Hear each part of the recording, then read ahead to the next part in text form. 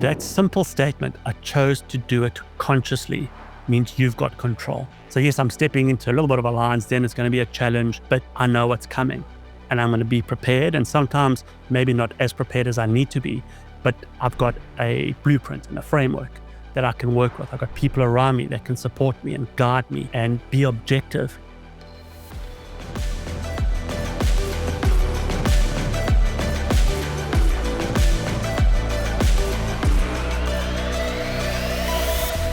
Hi everyone, and welcome back to episode 3 of the M&A Exit Lab. Great to have you with me, and really interesting and exciting but challenging topic I'm going to be covering today, and that's really around this emotional roller coaster that a business owner or founder goes through the exit process. And unpack the title. I've been quite deliberate in trying to put this together, but at the same time, hopefully gives us a little bit of structure to talk through and it makes some sense to you. But it's really the confidence, doubt, relief, and regret. And that kind of underpins this emotional cycle for an M&A exit.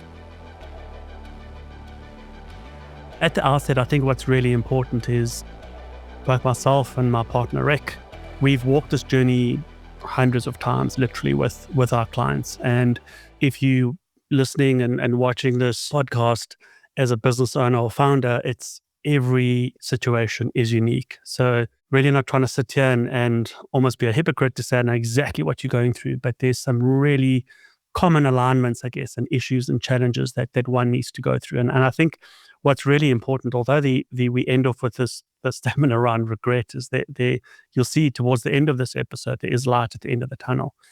And what underpins all of it is really this mindset, I guess, of preparation and going in eyes wide open.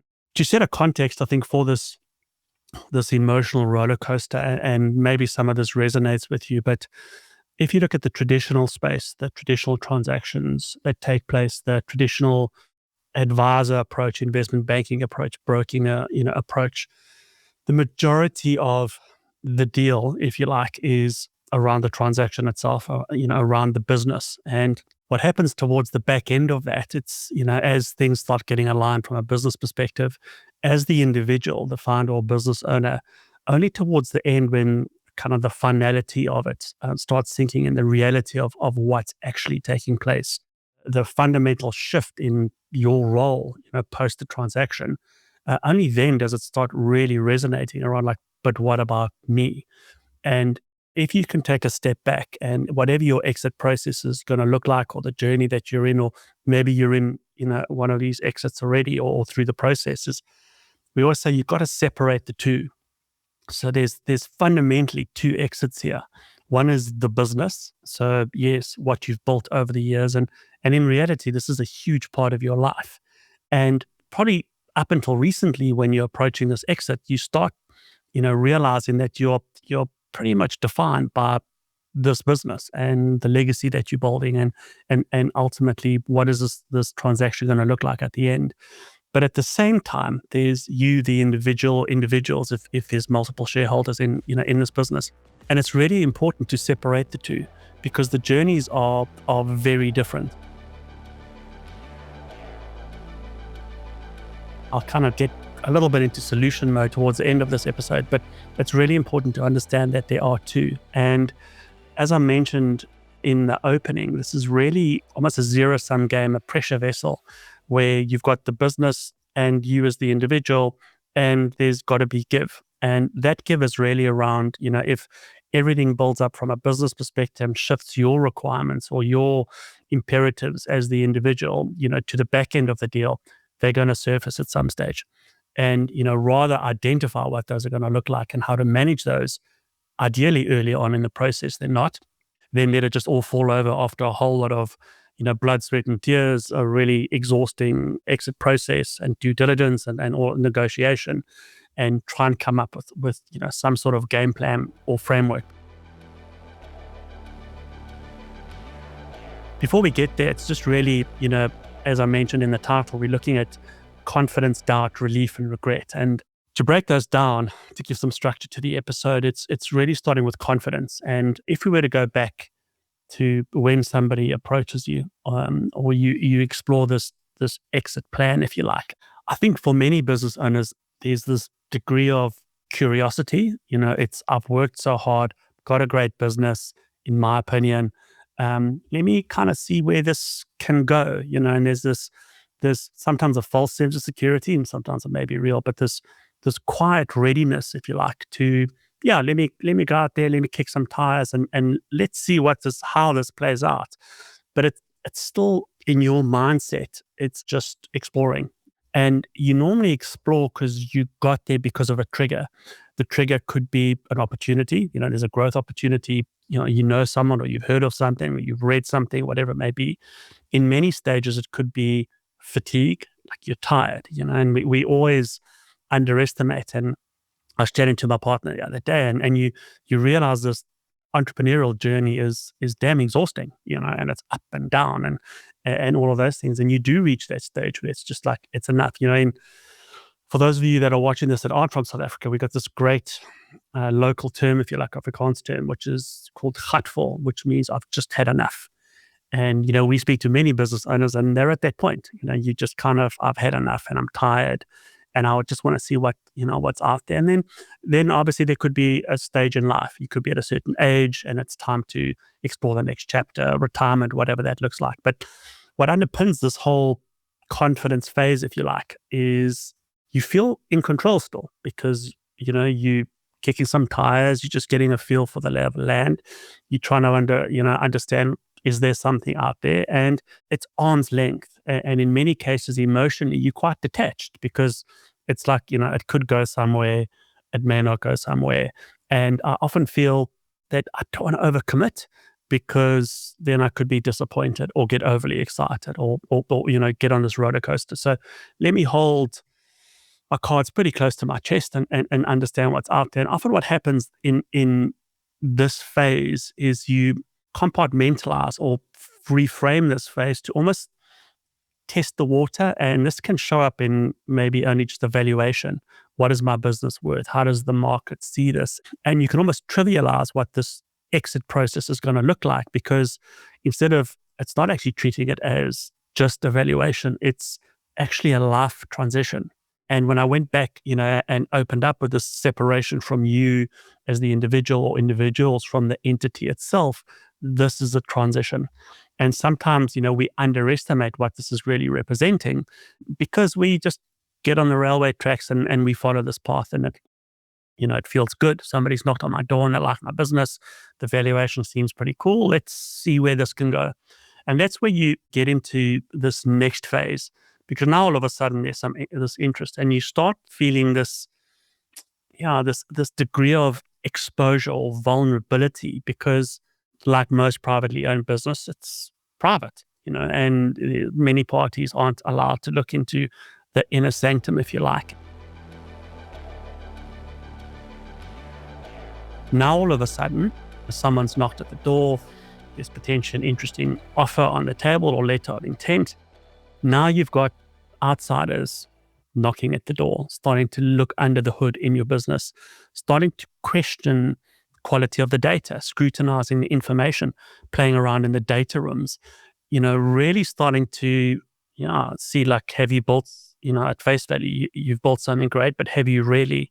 And how does this start stacking up? Because I think at this stage, many business owners do realize that their own identity is intertwined with that of the entity. So anybody starting to dig into data and challenging elements and whatever it may be, identifying risks or problems or gaps or whatever, it's pretty hard not to take it personally. So now all of a sudden, you finding fault with my business, which means you actually finding fault with me as the individual or my people or whatever it may be. And that's where the first phase of emotional discomfort kicks in, because it's not cool to go through that. It's not great to be criticized. It's not great to have people start telling you what's wrong with your business, because what very frustratingly and ironically, when what attracts people to the business in the first phase, around that confidence phase, now you kind of do a 180, because now they're looking for risk. They're looking for what's wrong with the business.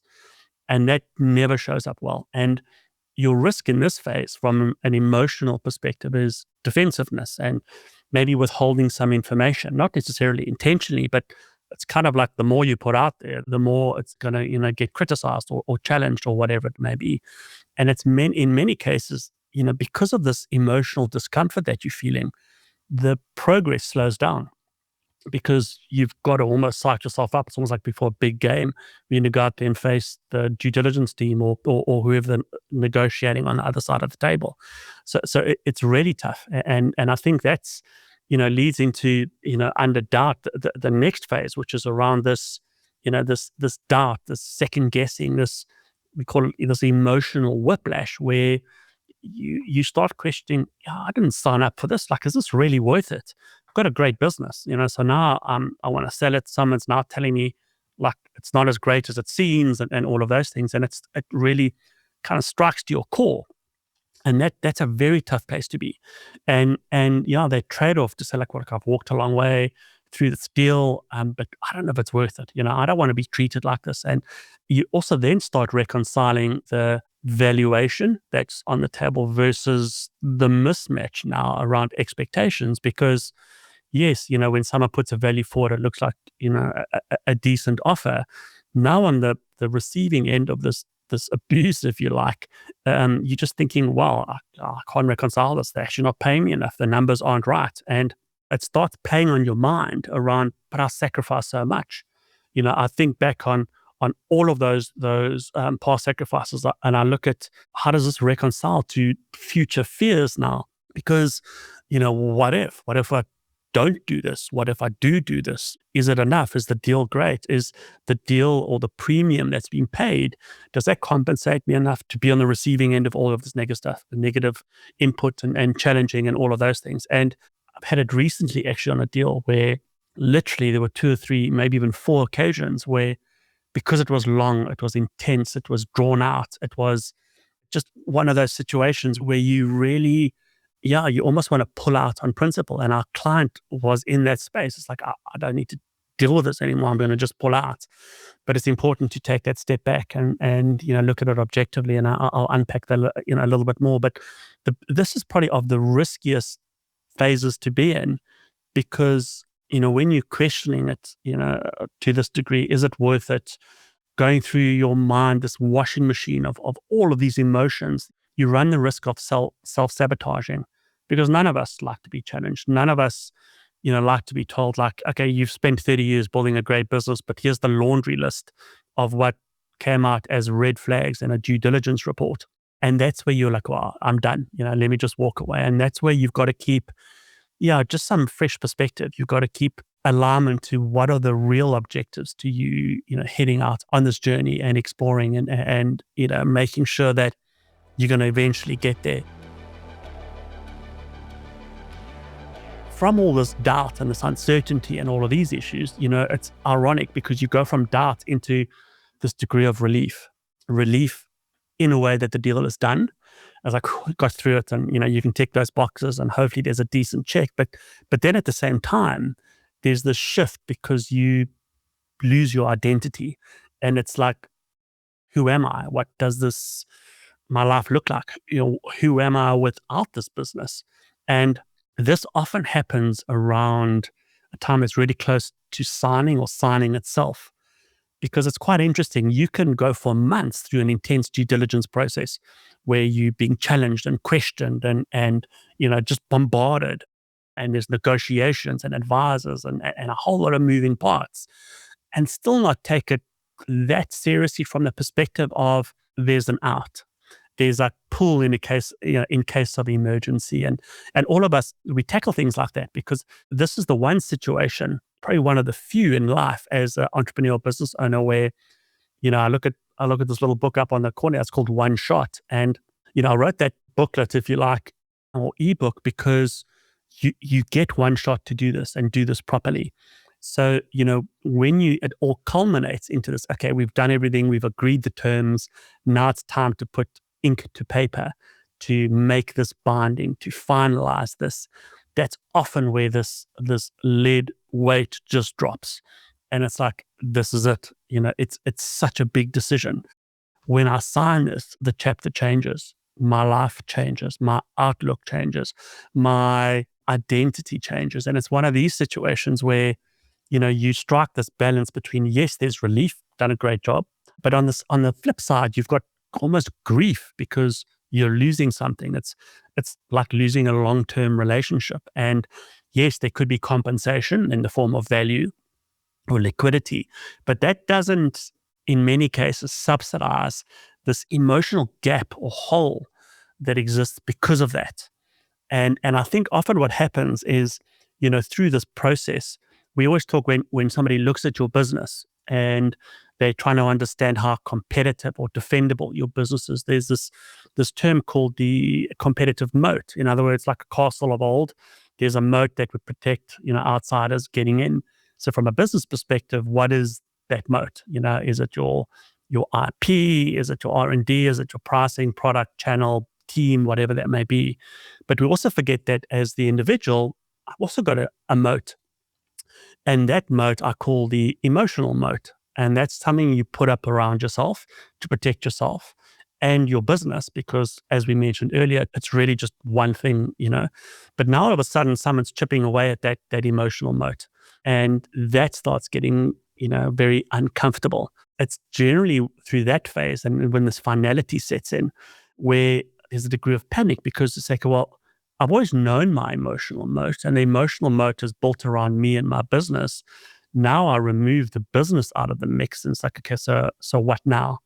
And there's this degree of, what am I going to do? I'm going to panic, and that's always a tough place to be. And I think that's one of those things where, as a business owner, you really do want to, be aware of that mindset. You want to be aware of what this is ultimately going to look like. And I think that's where it still strikes me how many business owners or founders don't have a robust exit plan. And exit's not something you tackle 12 months before you want to sell. It's something you tackle a couple of years ahead. And if you've got this plan and you're working towards this plan, it starts making the journey more manageable. Doesn't necessarily make it easy, but you know what you're working towards, and you know what this, the correct planning will unlock for you, this degree of freedom, a reframing of what your emotional moat will look like. And that's a critical part of what we do at Deal Leaders International, because that exit is critical. The planning is critical. The decisions you make today will have a material impact on when you exit in 5 years' time. And at the same time, like I said, separate yourself from the business. And that's, a really important process any business owner should be following to make sure that they've got all their bases covered. Getting back to these phases, the last phase, emotion, if you like, is this degree of regret. Quite interesting because it's going to depend on the type of business you're doing, but it's, there's this, I suppose there's always a degree of post-transaction integration. There's going to be a degree of reflection, and ultimately, what does this mean? And when I speak to clients and we talk about what happens after the transaction, many times, and my team will tell you this, that I always use effective day plus one. So you've gone through the pain and suffering and emotional roller coaster of getting to a deal. You sign the deal, gets done. Tomorrow, what does your life look like? Slightly different, because if you're selling the whole business, there's a good chance you're going to have to stay on for a handover period, depending on what that is. You're still coming into a business where you're no longer the owner. So you are handing over to the new owner, and that dynamic changes. I've had it very recently on a big deal we did where the exiting shareholder was in that very boat. And it's really difficult to see from the outside, because all of a sudden that reframe is everybody in your business has now got a different new boss. It's not you. The way you did things is not how they happen now. And to be on the outside of that is very, very difficult. And I think in many cases it's underestimated what that looks like. And it doesn't mean it's not doable. Everybody goes through it. But it's one of those situations where, had he prepared for a couple of years knowing what that would look like and what the next chapter is going to look like, it may have softened the blow a little bit. But it's still, one of those things where some of these emotions and some of these feelings, you just need to accept they are going to happen. If in your mindset, they're going to come, then hopefully that does help the exit. And it's quite interesting at this stage, a bit where, earlier on in that doubt phase, you had a situation where, as a business owner or founder, you were saying, well, is this worth it? Let me just kind of throw in the towel. I don't like what's going on here. Now, after the deal, you reflect on this whole journey and you think, what was this actually for? Was it for a whole lot of money? Was it for my health? Was it because it's something I really wanted and now I've got a new chapter? You go through these different phases of emotion, normally a couple of months after the deal, because I think what happens is, and we've seen it many times, the first couple of months after the deal, it's cool. You got some good money, you take some time off, you're with the family, you're traveling, whatever that may be. And then you ask yourself your question, now what? Now what am I going to do? And it's often in this phase that some emotional clarity can return because, in all honesty, for most business owners or founders out there, you've invested so much time and effort and energy into this business over the years. You're now in uncharted territory, and yes, it is. I think most of us are pretty, control is pretty important. Now you've got to redefine what the playing field looks like. And this clarity can start returning to say, well, I don't have to have the same frame of mind as I did with my business. I can try and figure this out. And, often, you talk about wealth and what is this all about? I think in many cases, because we've lived such a reactive life, because of running a business, you're just reacting to all these variables and moving parts and pressures and opportunities, that you can move into this phase, if you like, of being proactive and having the luxury of discretionary time. And I think to most business owners, it's a very difficult concept. When you find your feet and you can reframe around that, then yeah, you probably get to a situation where you may feel proud, you may feel a little bit hollow, but it'll all change with time. And it's also, at this stage, often you'll question yourself, and we talk to lots of clients afterwards, after the deal, or people that have, sold on their own. And the most common answer really is like, how was the deal? And it's like, I should have asked for a higher price. So it's easy to unpack that because I think what we do is there's a valuation on the business, but it's impossible to factor in a premium on that price to compensate for you as the individual for this emotional roller coaster that you've tried to navigate. And I think that the only way in many cases that we can truly measure, whether it was a good or bad deal is with money. What was that number? We try and let this one variable or single dynamic compensate us for everything that we've been feeling and been going through. And that's really tough. And I think it's natural to question and doubt and all of those things. But at the end of the day, it's also to try and reframe and look forward. Every business owner that we work with over the years is going to go through this. And it's important to note that nothing you feel is wrong. But what is very important is, when you decide to sell your business or selling your business, it's not a single decision. It's a whole lot of emotions. It's a whole lot of shifting of those emotions, positive, negative, back to positive, back to negative, up and down, up and down. And, we're human.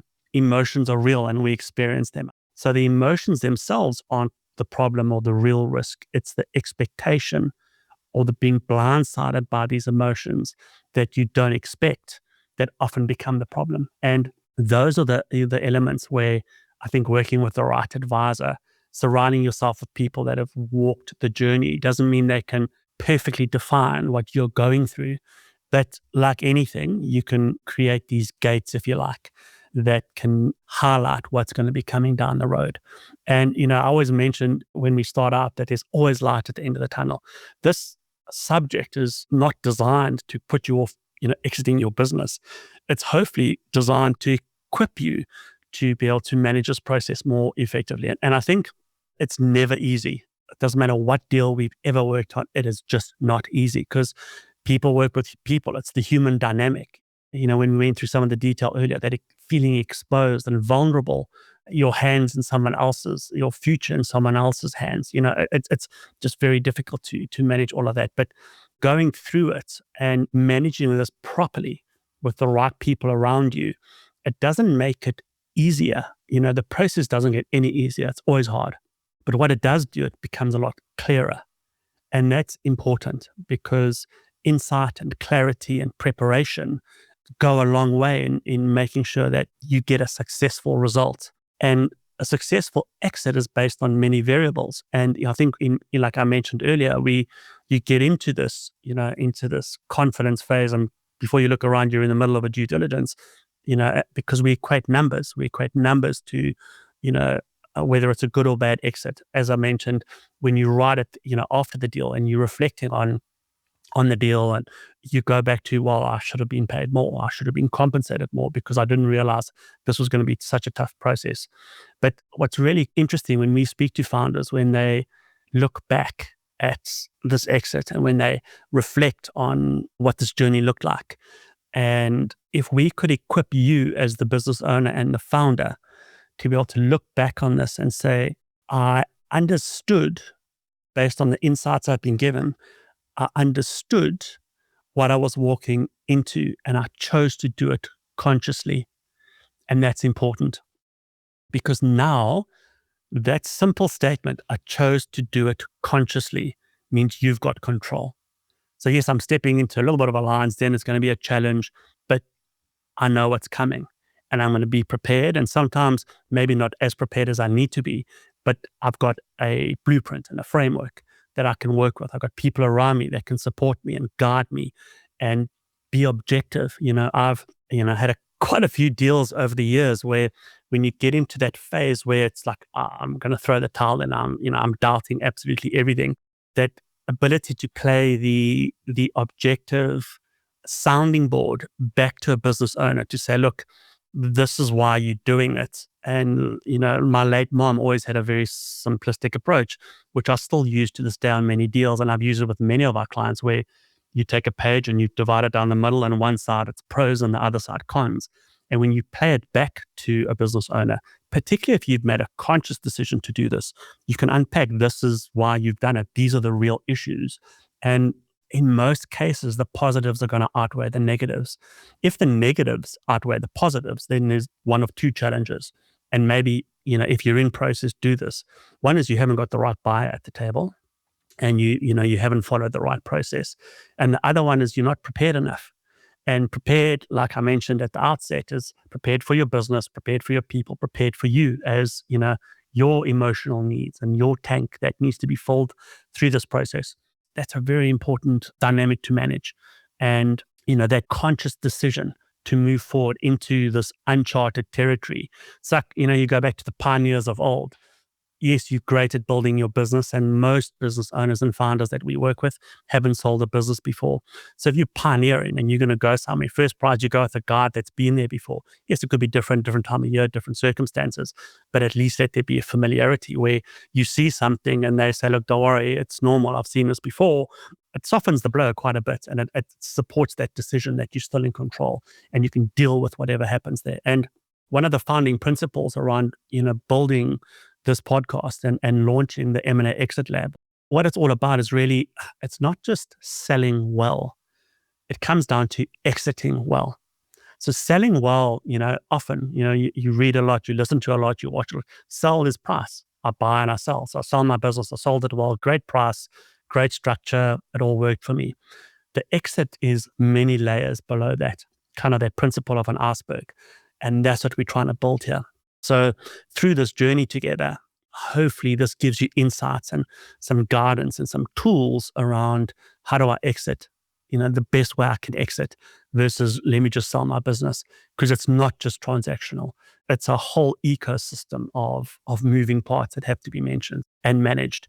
That's the episode. I hope it made sense to you. Very happy, drop me a line. M&A Exit Lab. You can listen to me on Apple Podcasts, Spotify, got my YouTube channel where you can pick this video up and some shorts. And that's Andrew David Bahlmann. That's my channel. And Deal Leaders International is the machine that, we do this every day with great partner, brilliant team. And we're privileged to work with, business owners and founders and private equity firms and corporate investors to help them on their growth and exit journeys. So thank you again. I hope it landed well. I hope it resonated with you. Drop me a line if you got any further questions. The Deal Leaders website, dealleadersint.com. Happy to connect. Looking forward to our next episode together, and keep the flag flying and exit well. Cheers.